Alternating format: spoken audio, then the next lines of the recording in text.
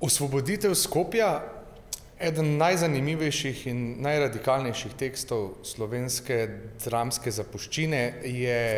zemljevid vojne, je zemljevid spominov na neko vojno krajino in zemljevid drobcev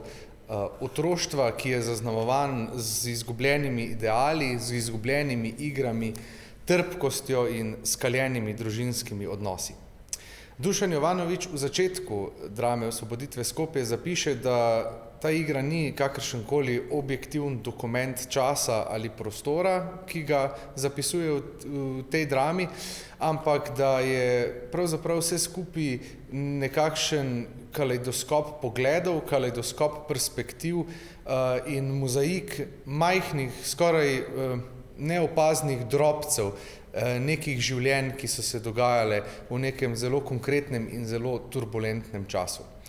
Zdi se mi, da v trenutku, ko vse naokrog divjajo nemiri, družbena nesoglasja in spopadi v resnici na vseh ravneh človekovega življenja, težko najdemo bolj relevanten in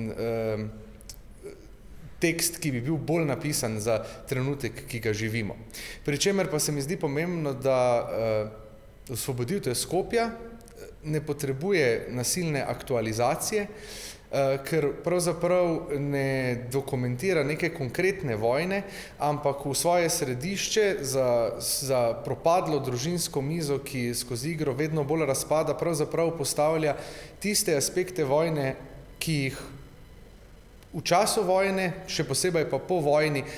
najraje zamolčimo ali pa se z njimi ne ukvarjamo. Se pravi, ljudi, ki ne hodijo na fronto ali pa so na fronti hitro ranjeni, se pravi ženske, otroke, invalide in tako ali drugače poškodovane. Ljudi, ki jih vojna ni poškodovala ali pa uničila nič manj kot tiste na fronti, ampak se morajo z posledicami vojne, s posledicami nemirov ukvarjati še dolgo potem, ko odjekne zadnji strel. Zato se mi zdi, da je Osvoboditev Skopja pravzaprav igra o vojni v nas samih, v tisti vojni, ki pravzaprav, katere druga stran ni mir, ampak nas poziva k temu, da se zavedamo, da potem, ko odjekne zadnji strel, ne nastopi čas slavja in praznovanja, ampak čas, ko moramo premisliti, kdo smo in kakšen svet pravzaprav želimo za svoje življenje.